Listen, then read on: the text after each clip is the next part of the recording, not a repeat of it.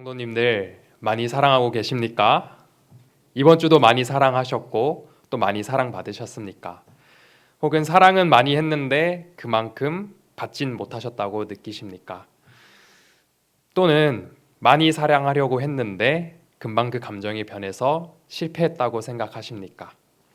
우리는 그리스도인으로서 하나님의 말씀을 묵상할 때마다 사랑을 결심합니다. 그렇지만 사랑해야지 하면서도 그렇게 될 때가 있는 반면 그렇지 못하고 금방 감정이 변해서 우리 마음과 뜻과는 달리 사랑하지 못할 때가 있습니다. 그러나 기억하십시오. 사랑은 우리에게 속한 것이 아니라 우리를 끝까지 사랑하시되 우리를 있는 모습 그대로 받아주시며 우리를 자녀 삼아주시는 우리 아버지 되신 하나님께 속하였습니다.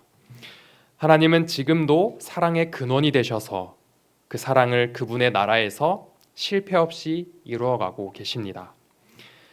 비록 우리가 미운 모습을 하고 또 마음에 누군가를 향한 원망을 품더라도 하나님은 그것을 그분의 충분하고 끝없는 사랑으로 씻어주시고 남은 자리에 그분의 사랑을 다시 채워주십니다.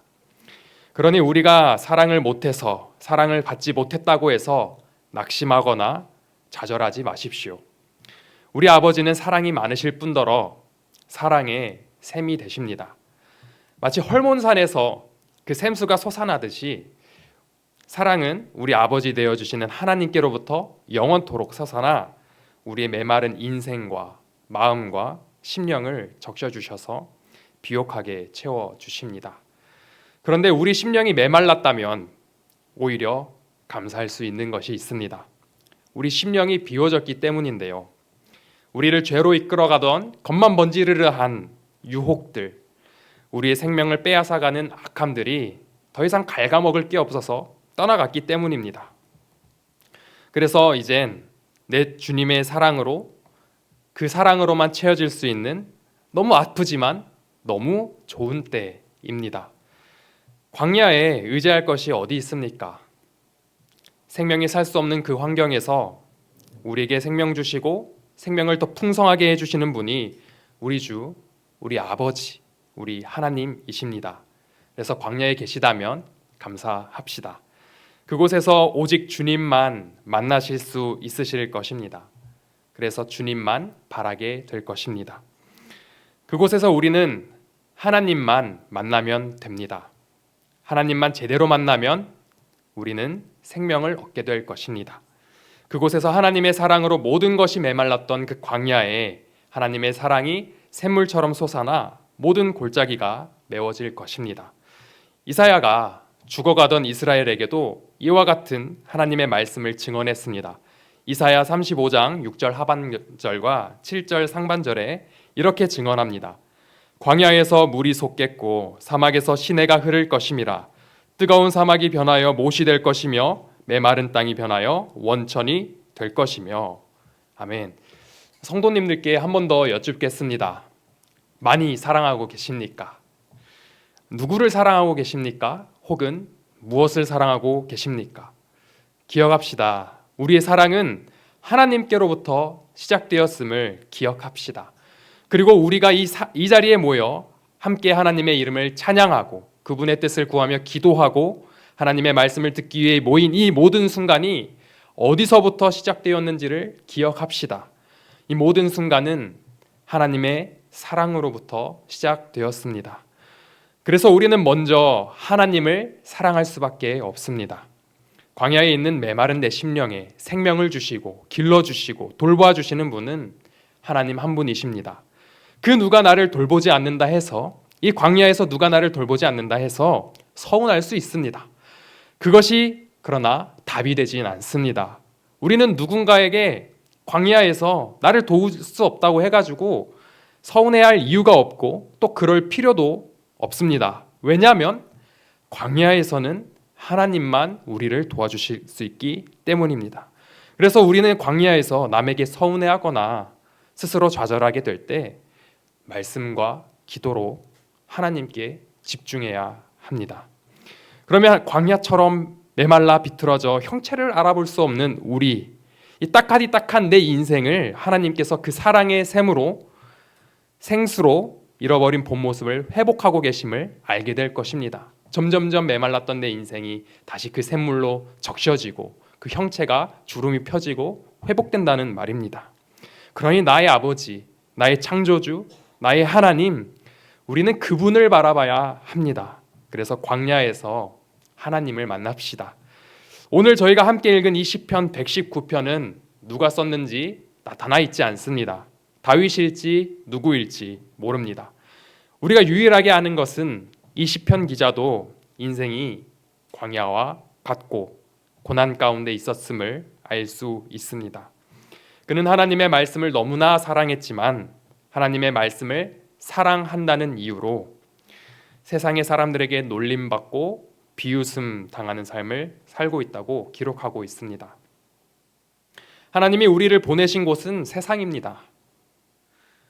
보냄받은 그곳에서의 삶의 이유를 말씀에서 찾아 하나님의 백성답게 살아갈 때면 어김없이 세상은 우리의 광야가 됩니다.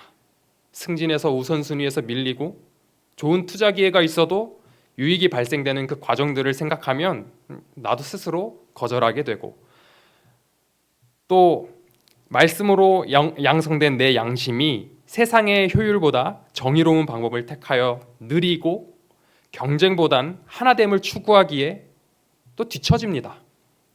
이 가운데 우리는 서로 상충되는 세상의 법과 하나님의 뜻 사이에서 딜레마에 빠집니다. 딜레마에 빠지는 이유는 지금 당장 하나님의 뜻이 무엇인지 확실하지 않기 때문입니다. 그래서 오늘 본문을 쓴 시편 기자는 119편의 97절에 이렇게 하나님께 찬양합니다. 우리 함께 읽겠습니다. 내가 주의 법을 어찌 그리 사랑하는지요. 내가 그것을 종일 작은 소리로 읊조리나이다. 아멘. 시편 기자는 이 딜레마에서 가장 먼저 무엇이라 하나님께 찬송하냐면요, 자기의 신앙을 고백하는데 그는 이렇게 말합니다. 오 하나님, 제가 하나님의 법을 그 무엇보다 사랑합니다. 얼마나 사랑하는지 헤아릴 수조차 없습니다. 제가 하나님의 사랑을 깨달았기에 하나님의 말씀을 이토록 사랑합니다. 라고 고백합니다. 시편 기자는 하나님의 말씀을 사랑하기에 앞서 먼저 하나님의 사랑을 깨달았습니다. 성도님들, 우리가 보냄받은 그 세상 가운데서 딜레마에 빠져 있습니까? 그러면 먼저 그곳에 내가 있게 된 이유를 먼저 생각해 봅시다. 그곳에 보내신 이가 누구십니까? 우리 하나님이십니다. 우리 하나님께서 우리에게 그곳을 우리에게 맡겨주셨습니다. 그리고 우리를 보내신 것이죠. 그러면 보냄받은 우리는 보내신 하나님의 뜻을 구하면 됩니다. 그것이 이 딜레마의 해답입니다. 우리를 그 자리로 보내신 하나님의 뜻을 구하면 우리는 해답을 찾을 수 있는 것입니다. 그래서 시편 기자는 하나님의 사랑을 알기에 그가 보내신 그 하나님께 뜻을 구하며 하나님의 법도를 읽고 있는 것입니다. 그리고 그는 말씀 속에서 하나님의 뜻을 깨닫고 변하지 않는 폭풍 가운데서 하나님을 향한 믿음에 더 확신을 얻게 되어 이렇게 고백하는 것입니다. 내가 주의 법을 어찌 그리 사랑하는지요. 왜 주의 법을 사랑한다고 하는 것입니까? 그 가운데 내가 어떻게 해야 할지 답을 얻을 수 있기 때문에 사랑하는 것입니다. 우리 인생의 나침반은 하나님의 말씀이며 우리가 하나님을 사랑하고 하나님의 말씀을 대하면 우리는 분명히 그 말씀 가운데 하나님의 뜻을 발견하고 이 시인처럼 고백할 수 있는 것입니다. 내가 주의 법을 어찌 그리 사랑하는지요. 하나님은 창세전부터 지금까지 그리고 이후로도 모든 역사를 주관하시는 분입니다. 그리고 그 방대한 역사를 하나님께서 그분의 뜻을 어떻게 이루어 가시는지, 이 방대한 역사 가운데 하나님의 뜻을 어떻게 이루어 가시는지 성경 안에 모든 것을 담아 두셨습니다. 이 외에 더 필요한 것이 없습니다. 이 안에 다 있습니다. 실은 이 성경만으로도 우리가 평생에 배워도 날마다 새로운 것이 이 성경입니다. 하나님의 뜻을 아는데 이 성경만으로도 충만한 것이지요. 그래서 오늘 본문의 시편 기자는 하나님의 말씀을 사랑해서 이렇게 합니다. 종일 작은 소리로 읊조리나이다. 여기 작은 소리로 읊조리다의 본래 의미를 원래 성경 언어로 보면요, 시하라는 말로 깊이 생각하는 묵상이라는 뜻을 가지고 있습니다. 즉 묵상하고 있는 것입니다. 여러 유형들의 묵상들이 있지만 저희 교회에서 하고 있는 묵상은 담임 목사님께서 가르쳐 주시는 그 도전, 상황, 변화 혹은 관찰, 해석, 적용, 이 세 단계를 가지고 묵상을 합니다. 이 중에 오늘 시인은 변화 혹은 적용, 이 단계를 실천하고 있다라고 말을 하고 있는데요. 우리 삶에 묵상이 있지만 이 적용이 없다면 그 묵상은 그저 나를 위한 교양서, 교훈밖에 되지 않습니다. 그러나 오늘 시편 기자는 적용을 행동으로 실천합니다. 그리고 이 시편 기자는 적용을 하기 위해 첫 번째로 무엇을 했느냐? 제대로 된 도전 혹은 관찰, 그리고 상황 혹은 해석을 합니다. 우리는 하루의 바쁜 일상 중에 따로 시간을 내어 묵상을 합니다. 그래서 되도록이면 적용을 하기 위해 아침에 묵상을 합니다. 그리고 묵상을 할 땐 오늘 내게 주신 이 본문을 관찰하고 해석을 합니다. 5분에서 10분 혹은 10분에서 20분 정도 그렇게 잠깐 묵상을 합니다. 그리고 적용점을 찾아내고 세상으로 나아갑니다. 그런데 우리의 묵상은 그 짧은 시간에서 끝나지 않습니다. 오늘 하루 종일 우리의 삶 가운데 묵상은 이어지고 있다라는 것을 오늘 시편 119편 97절을 통해 알 수 있는 것입니다. 그래서 시인은 하나님의 말씀을 깊이 생각하며 묵상하는데 종일 한다고 하는 것입니다. 종일의 뜻은 말 그대로 하루 온종일입니다. 아침에 눈을 뜨는 순간부터 하루를 마치고 잠드는 순간까지 하나님의 말씀을 온종일 묵상하는 것입니다. 그래서 하루 온종일 관찰하고 해석하는 것입니다. 내가 주의 법을 어찌 그리 사랑하는지요? 내가 그것을 종일 작은 소리로 읊조리나이다. 이 구절 하나라도 이 시인은 하나하나 그 어미부터 모든 단어까지 다 신경을 쓰면서 해석하고 있는 것입니다. 그 의미를 찾기 위해서요. 그래서 저희는 시간이 되면은 인터넷을 찾아서 이 구절의 뜻을 찾아보기도 하고, 시간이 되면은 또 주석을 찾아서 살펴볼 필요가 있는 것입니다. 그래서 하워드 핸드릭스라는 분은요, 삶을 변화시키는 성경 연구에서 해석의 중요성에 대한 어떤 한 예화를 다음과 같이 이야기했는데요. 한 과학자가 벼룩의 특성을 살피기 위해 벼룩을 관찰하고 있었습니다.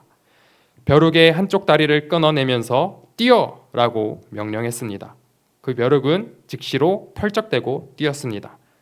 다시 한 다리를 더 끊어내며 뛰어라고 명령했습니다. 벼룩은 또 뛰었습니다.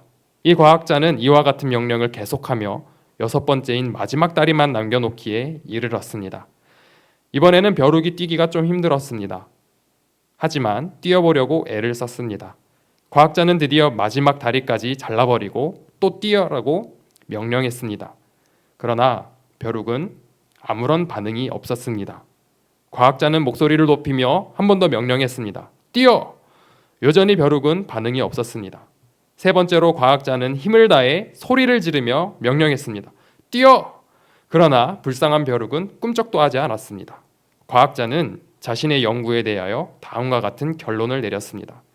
벼룩의 다리를 모두 제거해버리면 벼룩은 청력을 잃는다. 좀 저희가 벼룩의 다리를 뜯는다 잔인하지만 우스운 농담이지만 이런 교훈이 있는 것입니다. 아무리 관찰을 해도 제대로 된 해석이 없으면 결국 엉뚱한 결론을 내리게 된다라는 해석의 중요성을 보여주는 좋은 예화인 것이죠.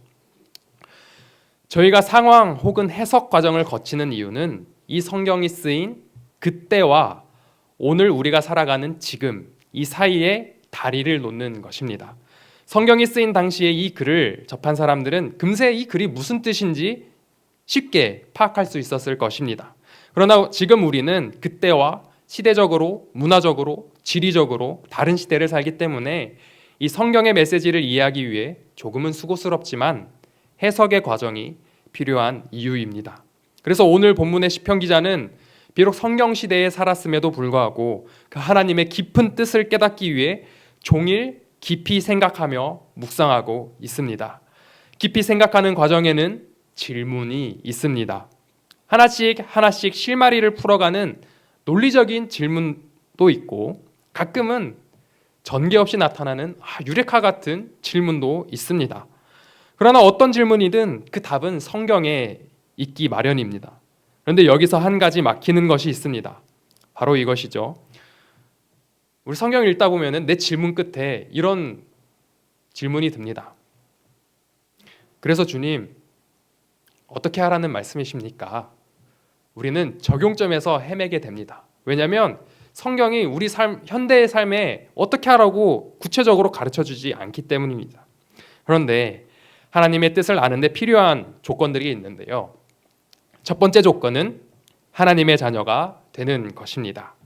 즉, 예수님을 진실로 믿어야 합니다. 예수님의 제자들도 저희처럼 하나님의 뜻이 무엇인지 궁금해서 또 그래서 하나님의 일을 하고 싶어서 예수님께 이렇게 질문했습니다.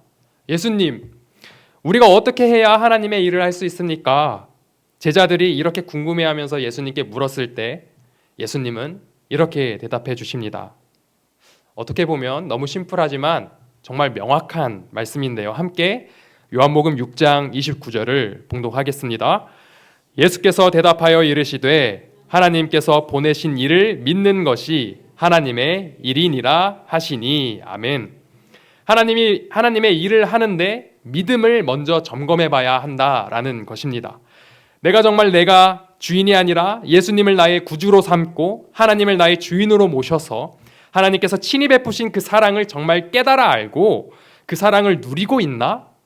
내가 정말 하나님께 사랑받고 하나님을 사랑하는 하나님의 자녀인가? 이것을 예수님을 믿음으로 살펴보라는 말씀입니다. 그러면 우리는 하나님의 진짜 자녀가 되고 우리의 아버지이신 하나님의 인도하심을 받게 됩니다. 왜 우리에게 믿음이 필요합니까?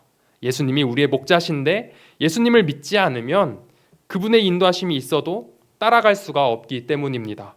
그래서 우리의 목자를 따르기 위해 먼저는 예수님을 믿는 믿음이 필요한 것입니다. 예수님은 우리의 목자시기에 그분의 음성으로 우리의 갈 바를 알려주실 것입니다. 이때 우리에게 필요한 것은 마치 양처럼 시력이 너무 안 좋아서 당장 앞이 보이지 않을 때 우리에게 필요한 것은 내 목자를 알기에 그가 나를 가장 좋은 길로 인도할 거라는 그것을 믿는 것입니다. 확신 가운데 보이지 않아도 내가 믿는 그 목자의 음성을 따라가는 것입니다. 우리에게 믿음이 있습니까? 내가 정말 하나님의 자녀구나. 내가 예수님을 믿음으로 하나님의 사랑받는 자녀가 됐구나. 이 믿음이 있어야 하는 것입니다. 그리고 두 번째, 우리가 이미 알고 있는 하나님의 뜻에 순종하는 것입니다.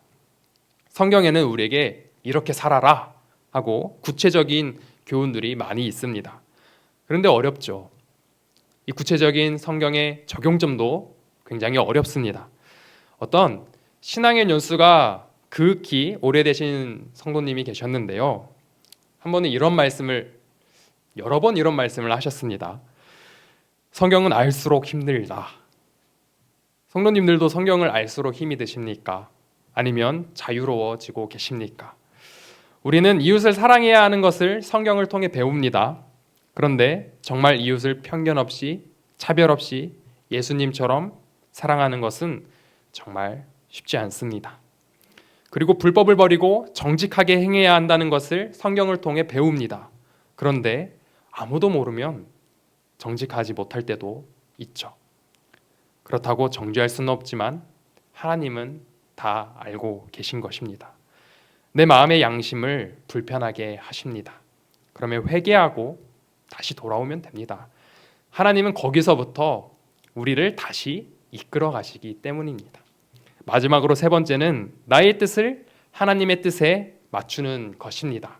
다시 말하면 내 뜻이 하나님의 뜻에 맞추어져 가서 결국 하나님의 뜻이 내 뜻이 되는 것입니다. 다른 종교와 달리 우리 그리스도인들의 기도는 내 소원이 목적이 아니라 하나님의 뜻이 목적이 되는 기도입니다. 세상 다른 종교들은 자기들의 행복이 먼저인 기도를 합니다. 그래서 내가 하고 싶은 일, 내가 바라는 일이 이루어지기를 기도합니다. 그래서 그들은 자기들의 소원이 이루어져야 행복하다라고 생각합니다. 그렇지 않으면 불행한 것이죠. 그러나 우리의 기도는 그렇지 않습니다. 우리의 기도는 먼저 하나님의 뜻을 구하는 기도입니다. 그런데 우리가 간과할 수 있는 부분은요, 하나님은 그럼 우리의 행복에 관심이 없으신가? 이렇게 물어볼 수도 있습니다. 그런데 그렇지 않습니다. 하나님은 누구보다 우리의 행복에 관심이 많으신 분입니다. 심지어 우리 자신보다도 더 우리에게 관심이 더 많으신 분입니다. 그렇게 하나님은 우리에게 가장 필요한 것을 아시기 때문에 우리로 하여금 하나님의 뜻을 알기를 바라고 계시는 것입니다.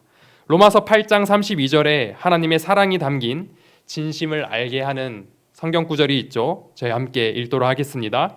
자기 아들을 아끼지 아니하시고 우리 모든 사람을 위하여 내주시니가 어찌 그 아들과 함께 모든 것을 우리에게 주시지 아니하겠느냐. 아멘. 하나님은 우리에게 가장 귀한 자기의 하나밖에 없는 아들을 주셨습니다. 하나님께서 그분께 가장 귀한 것을 우리에게 주셨다는 말은, 그분께서 가장 귀한 것을 우리에게 주셨다는 말은 그만큼 우리가 귀하다라는 것입니다. 하나님은 우리를 정말 귀하게, 가장 귀하게 여기십니다. 가장 귀한 아들까지도 아끼지 아니하시고 우리에게 내어주셨는데 우리에게 그 다른 귀한 것들이 필요해야 합니까? 우리 삶의 귀한 것들, 정말 우리를 살리는 것들을 반드시 주신다라는 것입니다. 그러나 우리는 바라지만 하나님이 보실 땐 우리를 해칠 수 있는 해로운 것들은 하나님께서 주시지 않습니다. 하나님은 우리가 행복하시기를 원하기 때문입니다. 이 행복의 핵심은 하나님의 아들을 믿는 것입니다. 그래서 다시 하나님과 관계가 회복되는 것입니다. 이 사랑이 깨달아지고 느껴지고 그 사랑에 감격하시면 그보다 더 큰 은혜가 어디 있는지 찾아봐도 찾아보실 수 없으실 것입니다. 그래서 내가 바라는 것을 일단 다 하나님께 가져가 보십시오. 1부터 100까지 혹은 그 이상 넘는 모든 기도 제목들을 다 가지고 하나님께 가지고 가보십시오. 가지고 가서 하나님께서 나를 위했던 그 제목들, 그 기도 제목들을 하나님을 위한 기도 제목으로 바꾸셔서, 다시 말씀드리면요, 이 1부터 100까지 혹은 그 이상의 기도 제목들, 나를 위한 기도 제목이었지만 이것을 하나님께 가지고 가면 하나님께서 나를 위한 기도 제목에서 하나님을 위한 기도 제목들로 바꾸시는 것을 경험하시게 될 것입니다. 그러면 내 인생이 정말 행복해지는, 회복되어지는 경험을 하게 될 것입니다. 내 개인적인 바람이 있는 것이 잘못된 것은 아닙니다. 다만 그런 것이 있다면 하나님께 가지고 나아가 기도하면 됩니다. 그러면 선하시고 너그러우신 하나님께서 우리의 기도를 들으시고 우리에게 딱 맞는 1:1 코칭으로 우리에게 깨달음을 주시고 우리의 기도가 점점점 변하여 하나님을 위한 기도로 변하게 될 것입니다. 담임 목사님께서 작년에 설교하실 때 몇 번 예화로 드신 선교사 짐 엘리엇은 그의 일생을 담은 책 전능자의 그늘에서 하나님의 뜻을 행하는 순수한 기쁨에 대해 다음과 같이 썼습니다. 하나님의 성품에 비추어 볼 때 그분을 알았던 사람들의 경험을 고려할 때 저는 하나님의 뜻에 굴복한다 라는 표현을 지독하게 싫어합니다. 그 말의 의미가 제게는 반항하고 버둥거리며 소리를 버럭버럭 지르는 것 같이 느껴지기 때문입니다. 마치 이제 달리 빠져나갈 길이 없다. 도망하려 했지만 잡히고 말았다. 나는 맥없이 주저앉아 굴복할 수밖에 없다. 모든 건 끝장이다. 항복이다. 하는 말과도 같습니다. 그래서 하나님의 뜻을 확정하다라는 말을 훨씬 더 좋아합니다. 우리에게 털끝만큼의 분별력이라도 있다면 우리 각자는 신뢰감과 기쁨과 또 깊은 만족감을 가지고 하나님의 뜻을 확정하려 할 것입니다. 우리 모두는 하나님의 자녀입니다. 하나님은 우리를 자녀 삼아 주셨습니다. 왜 하나님께서 우리의 아버지 되어 주셨습니까? 부모님의 기본 속성은 사랑입니다. 하나님은 우리를 사랑하십니다. 하나님은 우리를 양자 삼으실 만큼 세상의 고아로 버려두지 않고 직접 자기의 자녀로 삼으실 정도로 우리를 사랑하십니다. 이 사랑을 믿는다면 과감히 하나님께 모든 것을 맡겨보는 것은 어떨까요? 그래서 기도할 때 자꾸 조건을 걸지 말고 하나님 무엇이든 하겠습니다. 그런데 저 사람이랑 할래요. 이렇게 조건을 거는 것이 아니라 나의 창조주시며 아버지이신 하나님, 당신이 저를 지으셨기에 저는 당신의 뜻대로 살기를 원합니다. 제가 하나님을 무시하며 마치 내가 주인인 양 살았지만 하나님께서 그 가운데서 나를 구원하시기 위해 예수님을 보내주시는 만큼 사랑하신 것을 압니다. 그러므로 죽을 수밖에 없던 내게 새 생명을 주셨기에 이제 내 존재와 내 소유 모두를 주님께 드립니다.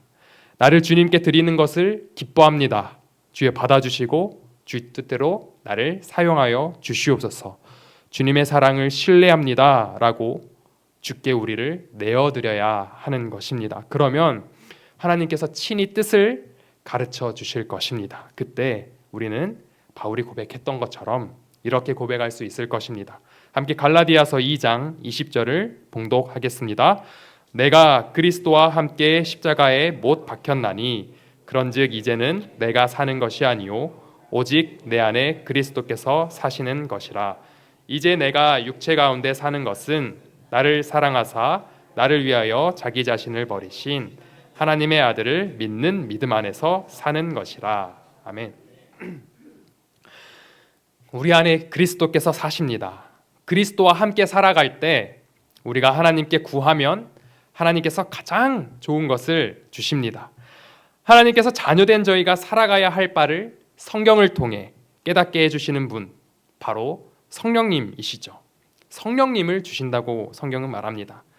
기도와 관련된 아주 잘 알려진 누가복음 11장 말씀이죠. 구하라 그러면 너희에게 주실 것이요, 찾으라 그러면 찾아낼 것이요, 문을 두드리라 그러면 너에게 열릴 것이니. 예수님은 그리고 너희도 자식에게 좋은 것을 줄 텐데 하물며 하나님은 가장 좋은 것을 주시지 않겠느냐라고 말씀을 하십니다. 우리 함께 누가복음 11장 13절을 봉독하겠습니다. 너희가 악할지라도 좋은 것을 자식에게 줄 알거든 하물며 너희 하늘 아버지께서 구하는 자에게 성령을 주시지 않겠느냐. 아멘.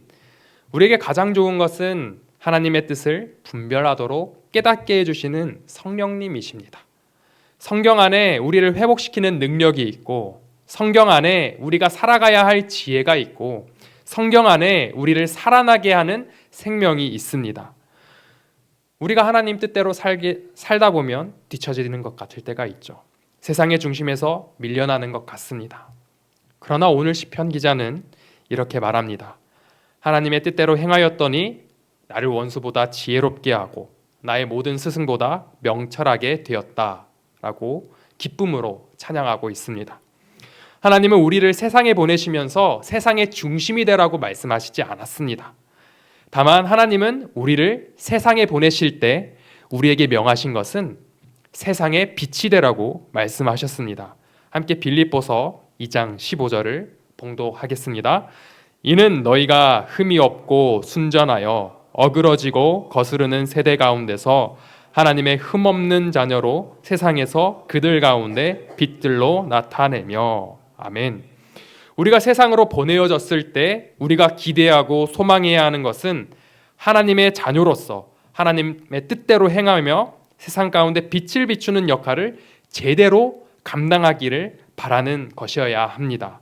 우리는 세상의 빛을 비추는 존재가 되어야 합니다. 예수님을 우리 삶으로 드러내야 된다라는 말씀입니다.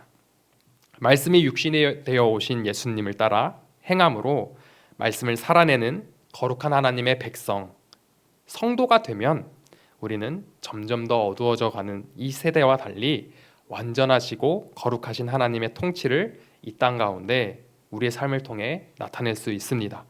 이 모든 것을 할 수 있는 지혜와 명철과 능력을 우리와 함께 하시는 성령님께서 우리가 종일 하나님의 말씀을 깊이 생각할 때 가르쳐 주실 것입니다.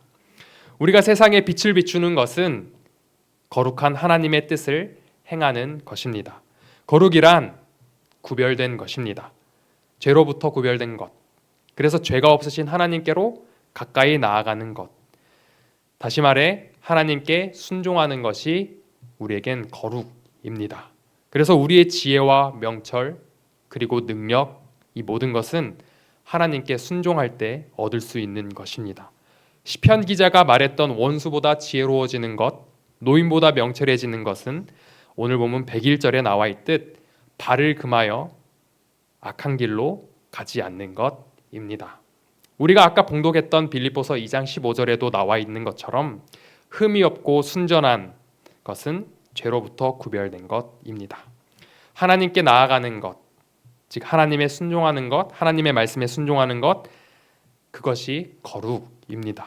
하나님의 뜻에 순종함으로 악한 길로 발을 딛지 않으므로 하나님의 거룩을 세상에 비추는 것이 되고 그것이 우리의 지혜고 명철이고 능력이 되는 것입니다.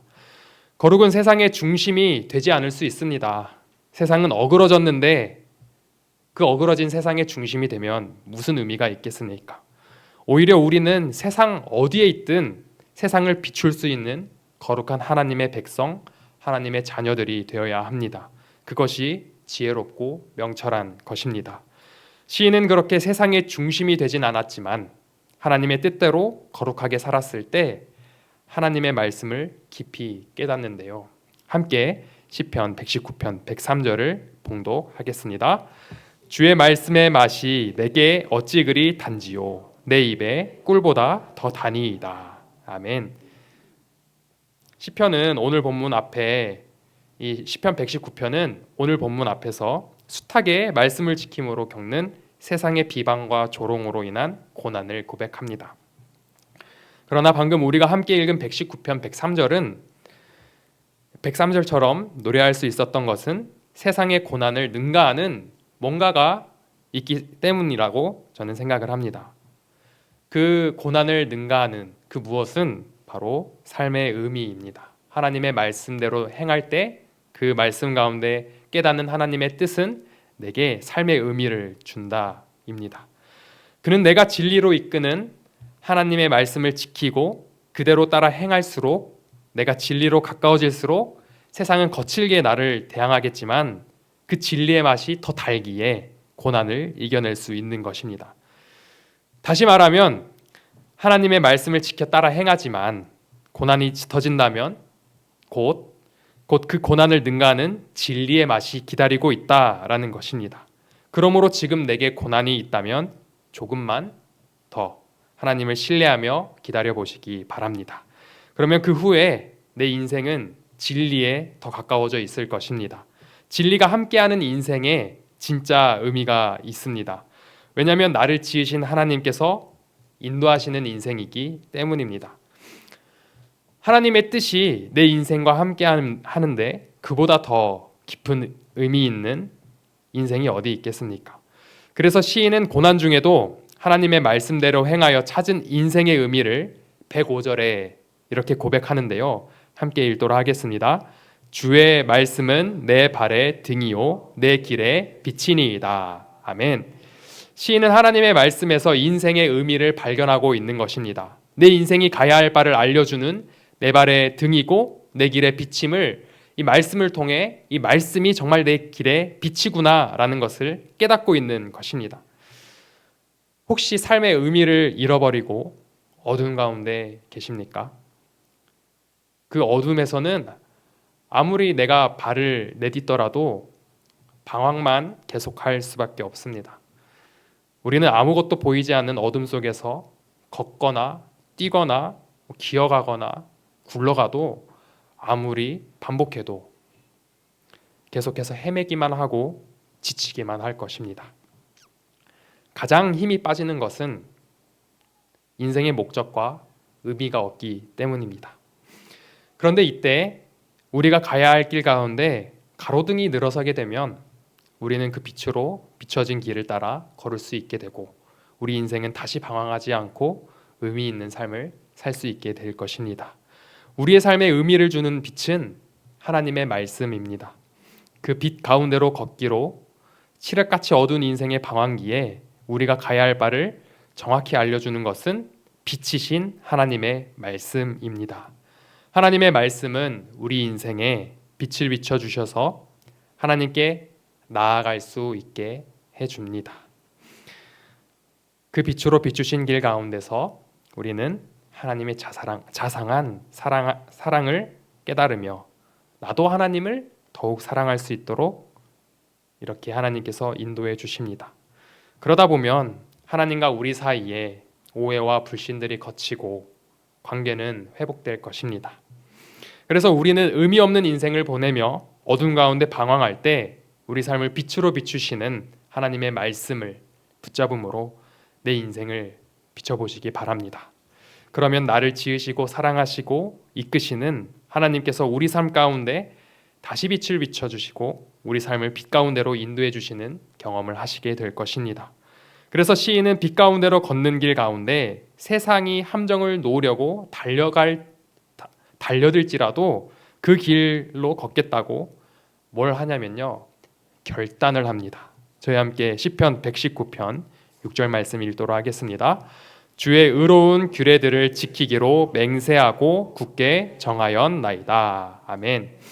106절을 보시면 시인은 단순히 결단하는 것을 넘어서 뭘 하죠? 맹세를 합니다.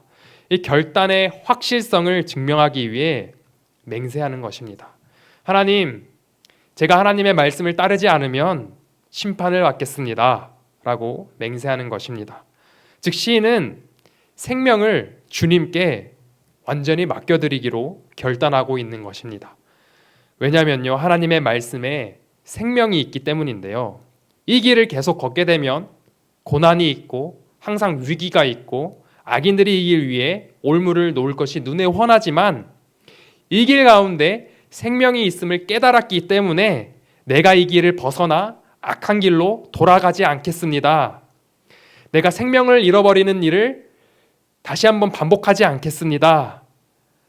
하나님, 나의 삶을 책임져 주실 것을 알기 때문에 내 인생을 온전히 하나님께 맡겨드립니다 라고 맹세하고 있는 것입니다. 대신 그의 생명을 건 맹세에는 하나님께서 내 삶을 반드시 책임져 주시고 인도해 주시리라 확신하는 것을 품고 고백하고 있는 것입니다. 그래서 시편 119편을 읽어 나가시면 곳곳에서 시인이 이렇게 고백하는 것을 발견할 수 있는데요. 주의 종을 후대하여 살게 하소서. 주의 말씀대로 살아나게 하소서. 주의 의로 나를 살아나게 하소서. 주의 구원을 내게 임하게 하소서. 주의 말씀이 나를 살리셨기 때문이니이다. 내가 살게 하소서. 주의 법은 나의 즐거움이니이다. 주의 인자하심을 따라 나를 살아나게 하소서. 내가 주의 법도들을 영원히 잊지 아니하노니 주께서 이것들 때문에 나를 살게 하심이니이다. 나는 주의 것이오니 나를 구원하소서. 그리고 오늘 본문에서도 시인은 이렇게 고백합니다. 함께 시편 119편 107절을 읽겠습니다. 나의 고난이 매우 심하오니 여호와여 주의 말씀대로 나를 살아나게 하소서. 아멘. 우리가 주님의 사랑을 믿고 주님이 비춰주시는 그 길을 따라 걸을 때 우리를 향한 고난은 어쩌면 더 극심해질 것입니다. 그러나 우리가 이 고난에 지지 않을 수 있는 이유는 신이 말한 것처럼 이 말씀이 우리를 살아나게 할 것이기 때문입니다. 말씀을 통해 우리를 생명을 얻을 것입니다. 우리에게 생명 주시는 예수 그리스도를 믿는 믿음을 고난에 잃지 말고 더욱 굳게 붙잡읍시다. 그 길이 우리가 사는 길입니다. 당장 살 길이 보이지 않지만 어둠 속에서 헤매지 마시고 빛을 찾으십시오. 빛이 있어야 살 수 있습니다. 말씀이 우리를 살립니다. 그냥 읽지 마시고 하나님의 사랑을 느껴보십시오. 우리는 말씀을 읽으며 하나님의 사랑을 깨닫고 우리도 하나님을 사랑하기까지 이르러야 합니다. 그 사랑하는 마음으로 우리는 하나님의 말씀을 읽고 믿음으로 생명을 얻을 수 있습니다. 그리고 시편 기자처럼 이렇게 해봅시다. 108절에 성경을 보시면 108절에 자원제물이라는 말이 나옵니다. 이 자원제물은 기쁨으로 드리는 감사기도입니다. 내 삶이 고난 가운데 있으나 분명 감사할 일들이 있으실 것입니다. 왜냐하면 나는 빛 가운데 있기 때문에 더 이상 방황하지 않기 때문에 나는 하나님께서 사랑하시는 하나님의 자녀이기 때문에 우리 인생에는 사소한 것부터 아주 범위를 능가하는 큰 감사기도 제목들이 넘쳐날 것입니다.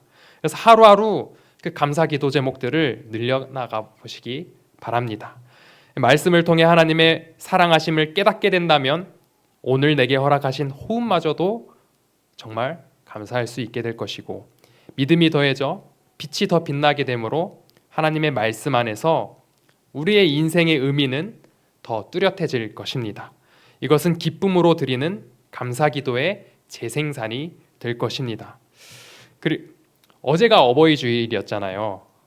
혹시 부모님 되시는 분들은 자녀분들의 효도 많이 받으셨습니까? 오늘 시편 기자는 111절에 자기가 상속받을 기업으로서 주의 증거로 영원히 정하는 것을 볼 수 있습니다.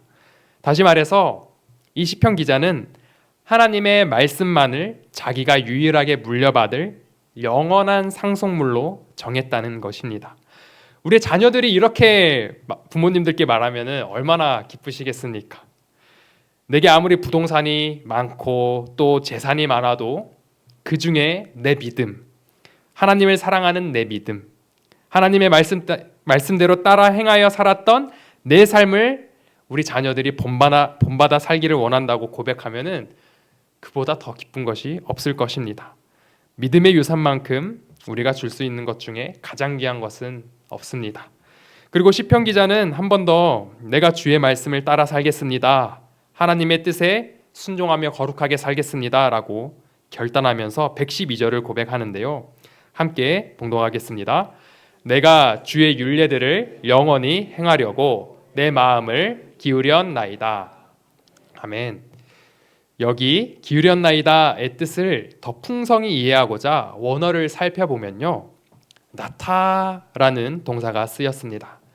여기에는 귀를 기울이다라는 뜻이 있습니다.